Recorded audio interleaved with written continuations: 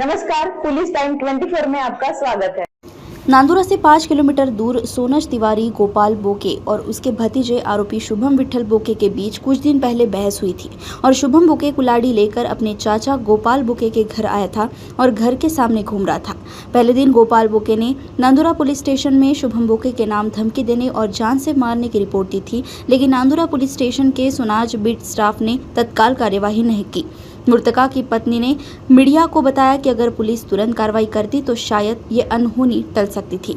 नांदुरा बुलढाणा से मनोज सनान्से की रिपोर्ट।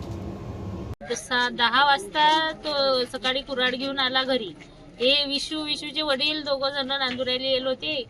मग मी फोन केला की बा हे कुऱ्हाड घेऊन मारायला येले, तुम्हाला पोलीस स्टेशनला जा रिपोर्ट द्या।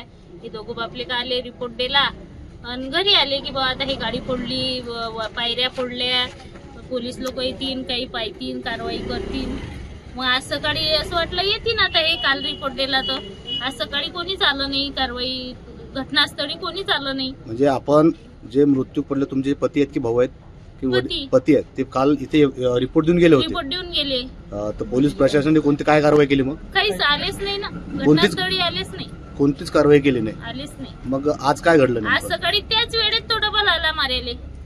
त्याला सांगलं की बा आमच्या जीवाला धोका आहे, तो कुऱ्हाड घेऊन मारायला येते, तुम्ही या। तुम्ही आज सकाळी परत पोलीस प्रशासनाला फोन केला होता का? नाही, ते 2 मिनिटातच झालं ना हा कार्यक्रम, तो आला आणि डायरेक्ट त्यांना मारलं। त्यांना खालीच सांगून ठेवलं होतं की तुम्ही सकाळी या समजा आमच्या घरी।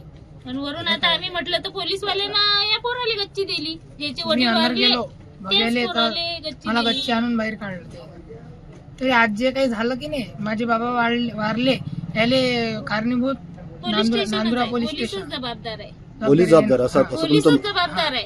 पोलीस का जबाबदार आहे? याच्यावर बी काहीच कारवाई कारवाई करायची आहे। केली नाही। पद्धतशीर केली असती तर कशाला हे एवढं काम झालं असतं। राहणार सोनज यांनी तक्रार दिली की त्यांचे जे काका आहे गोपाल मनोहर बोके, वय 45 वर्ष, सोनज यांचा मृतकाच्या पुतण्याने, ज्याचं नाव आरोपी शुभम विठ्ठल बोके, वय 30 वर्ष, राहणार सोनज, याने कुऱ्हाडीने त्यांचं मर्डर केलेलं आहे।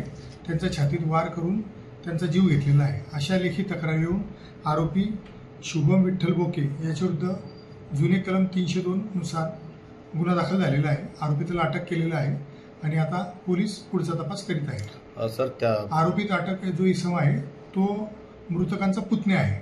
काका पुतण्या असं एकामेकाचं नातं आहे, एकाच गावात राहतात, एका वाड्यात राहतात आणि त्यांचं जुनं आपसी वैमनस्य होतं, जुने वादतंटे होते, त्याच्यामुळे त्यांनी एकमेकाला मारहाण केली, त्यामध्ये ते मर्डर झालेलं आहे। ऐसी खबरों को देखने के लिए हमारे चैनल को लाइक और सब्सक्राइब करें। धन्यवाद।